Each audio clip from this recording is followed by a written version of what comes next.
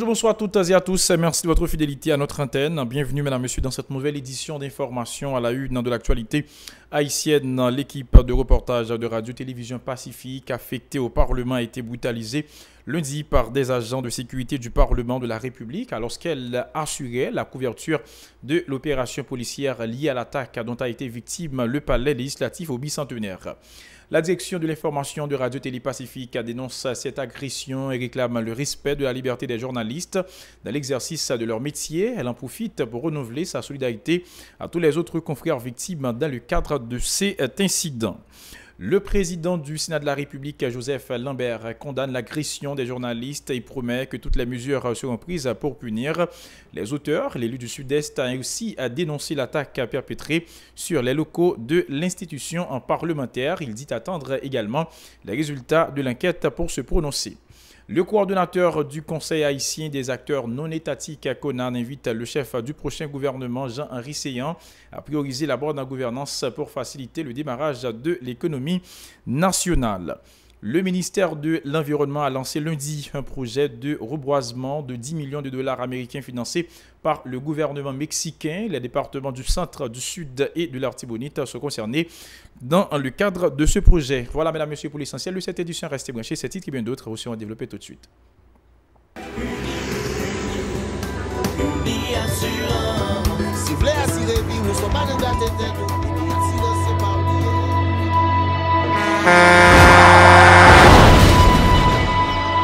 En général, moun pa reme pran assurance. Yo considéré que son l'argent rejeté. Et pourtant, l'argent assurance te doué dans budget ou à côté l'argent kayak, l'argent manger. Li là pour les deux traverser un mauvais pas. Gardez tout à côté ou. Ouais comment gros problème qu'on entre sur moun sans attendre. Mandez Dieu pardon, ça qu'arrive au tout.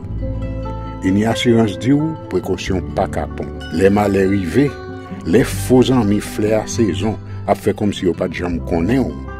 Une assurance après rétaver au pour le jour, continuer vivre la vie ou quitter ce course là dans main nous. Une assurance. Vivez en toute assurance.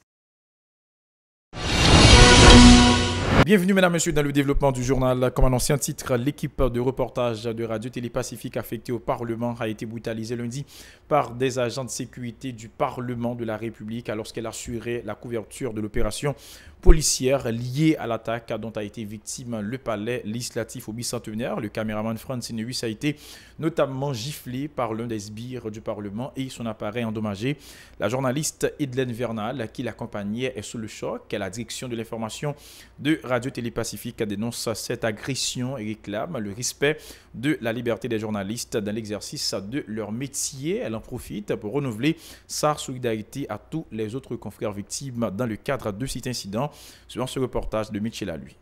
C'est cet homme dont nous ne connaissons que le prénom, Ernst, membre de l'unité de sécurité du palais législatif, qui a frappé en plein visage le journaliste reporter d'images de Télépacifique, Francine Huys, sur la cour du Parlement. Furieux contre les agents de la direction centrale de la police judiciaire des CPJ ayant reçu l'ordre d'arrêter ses collègues qui étaient de garde la nuit où le Parlement a été attaqué, il s'est tout permis pour exprimer sa frustration.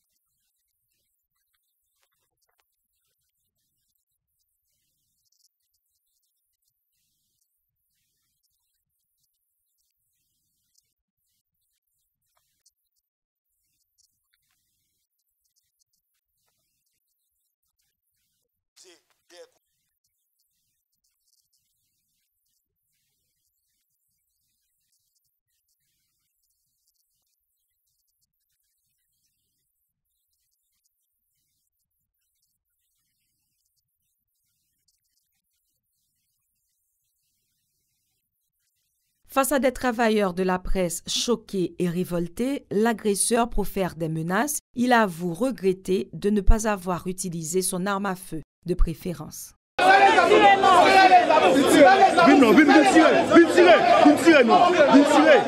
Une situation qui pousse les journalistes accrédités au Parlement à craindre pour leur sécurité.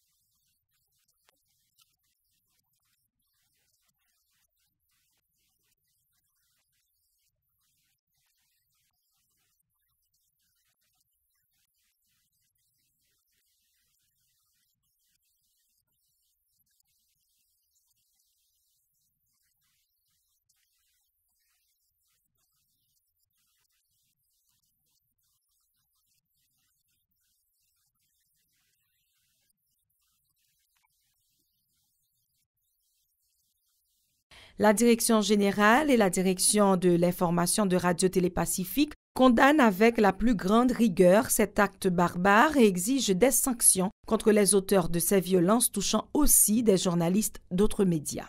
Parce qu'en plein 2018, c'est inacceptable. Vraiment inacceptable. Et la Direction générale, là, ensemble avec la Direction information, nous vraiment condamner mode action ça yo à toute force, nous, à toute énergie.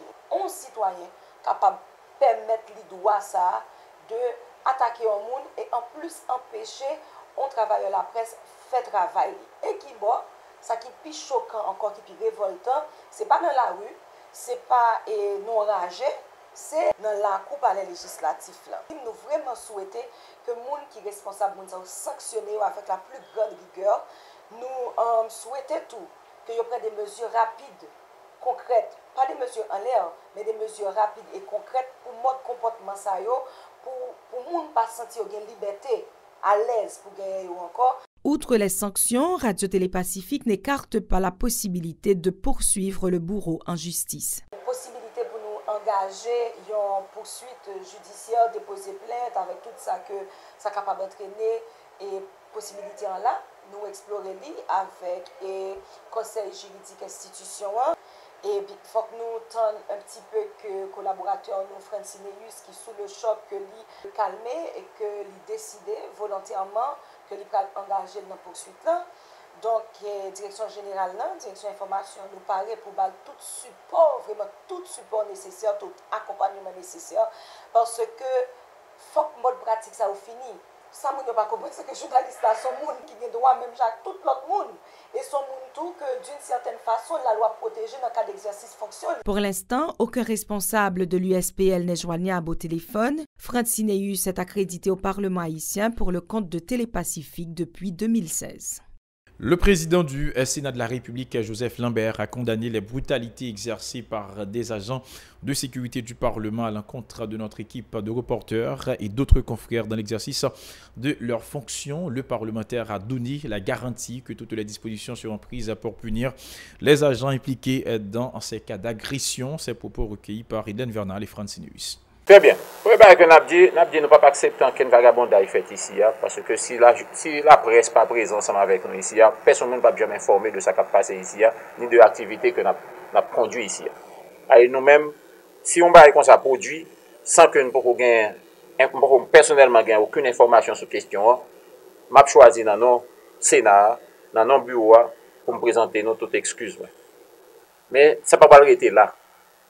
Nous estimons que si tu as gagné un comportement aussi désobligeant vis-à-vis de un membre de la presse, ou bien n'importe qui, monde qui a fréquenté le Parlement, nous allons prendre toutes les dispositions appropriées et puis pour que nous sévissions contre l'agence avec la plus grande rigueur. Nous t'aimons seulement pour te permettre que si tu es un journaliste, certainement nous avons une caméra. Tout téléphone, il y a une caméra là-dedans.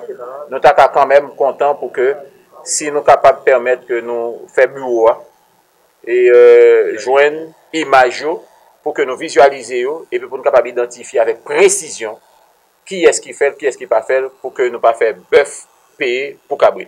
Des individus non identifiés ont attaqué à Tours lundi matin les locaux du palais législatif au bicentenaire. Plusieurs traces de projectiles ont été remarquées à l'entrée de la réception de la Chambre des députés. Le directeur départemental de l'Ouest, DDO Berson Soljour, la police scientifique, la direction centrale de la police judiciaire, DCPJ et d'autres unités spécialisées de l'institution policière ainsi qu'un juge de paix ont été dépêchés sur les lieux pour dresser le constat légal. Les forces de l'ordre ont vainement tenté de procéder à l'arrestation de certains agents de sécurité du Parlement. Suivez ce reportage avec Idlen Vernal et Francineus.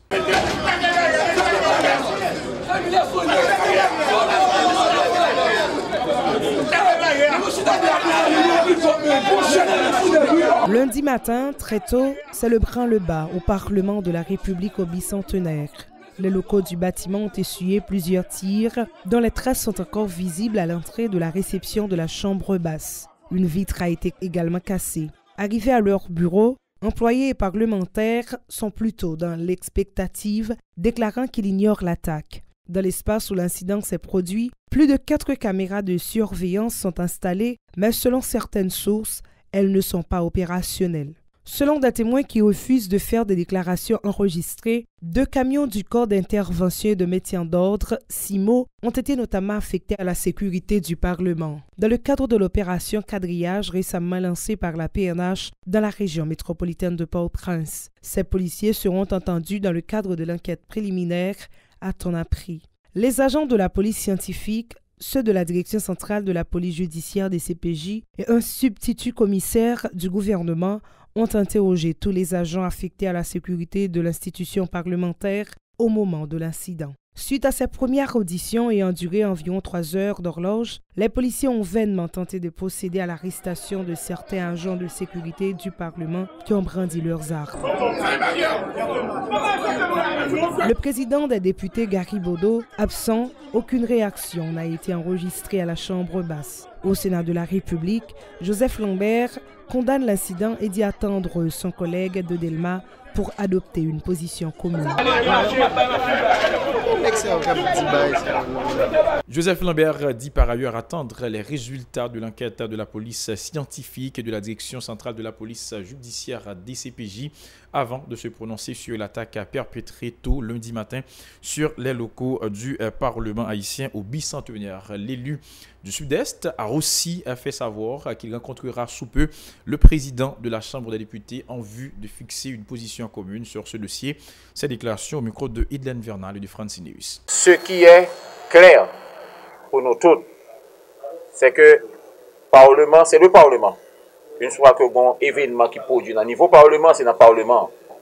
Mais Parlement, tout gagne à la fois on parti que Sénat occupé, on l'autre parti que Chambre des députés a occupé, en attendant que moi, avec président Chambre des députés, pour me connaître s'il y a un système caméra qui est branché dans l'entrée pour que nous puissions visualiser, garder ça qui est passé, etc. Là, ça a là, moi-même personnellement, je ne suis pas capable de façon précipitée à tirer des conclusions. Nous avons souhaité que ça fait le plus vite que possible. Nous avons souhaité que le Premier ministre ainsi que le président de la République agissent avec célérité dans l'arrivée former cabinet ministériel là, parce que il y a un pile dossier, un pile attente bon côté population, nous sensibles à attente ça yo, rentrée des classes, période cyclonique, budget et rectificatif qui peut voter, budget exercice 2018-2019 qui peut voter, un nouveau gouvernement qui très certainement capable de gagner de nouvelles orientations que le bail tête li dans le domaine social, dans le domaine économique, dans le domaine infrastructure et autres, etc. Le ministère de l'Environnement a mis sur pied lundi un projet de reboisement de 10 000 hectares de terre dans les départements de l'Artibonite, du Sud et du Centre, financé par le gouvernement mexicain à hauteur de 10 millions de dollars américains. Ce projet qui s'étendra sur une période de 5 ans permettra le renforcement de l'espace physique dans ces régions du pays, estime le titulaire du ministère, Pierre-Simon Georges, ajoutant que des experts haïtiens et mexicains vont identifier les endroits à prioriser dans le cadre de cette initiative. Il est au micro de Jean-Maxon Dorsey de Rigueur Noël.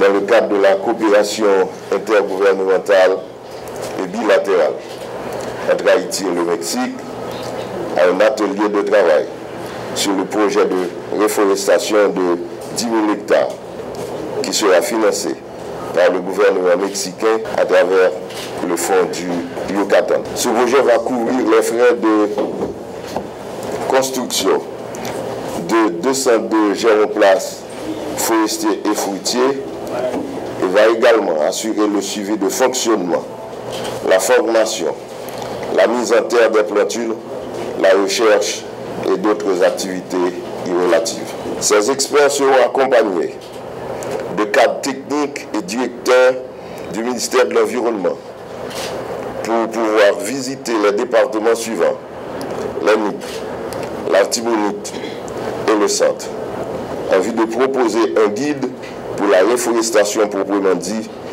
et de partager leur expérience dans le domaine. Dans le même dossier, il faut souligner qu'un ambassadeur mexicain accrédité en Haïti, Manuel Rodriguez Arellano, a mis l'accent sur la nécessité de reboiser le pays en vue de faire face aux conséquences des changements climatiques qui affectent le monde entier. Le diplomate a renouvelé l'engagement de son gouvernement à accompagner Haïti dans ses efforts pour renforcer son environnement physique. Hector Manuel Rodriguez Arellano, toujours au micro de Rigueur Noël et de Jean-Marc Dorsey. Face à ce constat préoccupant, il y a une urgence que nous voulons affronter ensemble avec les autorités et la société haïtienne. D'ailleurs, il convient de rappeler que la lutte contre le dérèglement climatique constitue un défi écologique de taille pour les Nations Unies et les pays membres des Nations Unies, illustré notamment à travers les objectifs mondiaux de l'agenda 2030. Les structures durables des villes et des communautés, la prise de mesures contre les changements climatiques, la protection de notre écosystème et l'efficacité des partenariats sont, en outre, ces actions nécessaires que nous devons cultiver pour respecter cet agenda et garantir la vie et la prospérité humaine. Voilà, mesdames, messieurs, pour l'essentiel de cette nouvelle édition d'information. Merci à vous qui l'avez suivi. Merci à toute l'équipe qui nous a aidés. Restez branchés sur la chaîne 54 pour la suite de la programmation.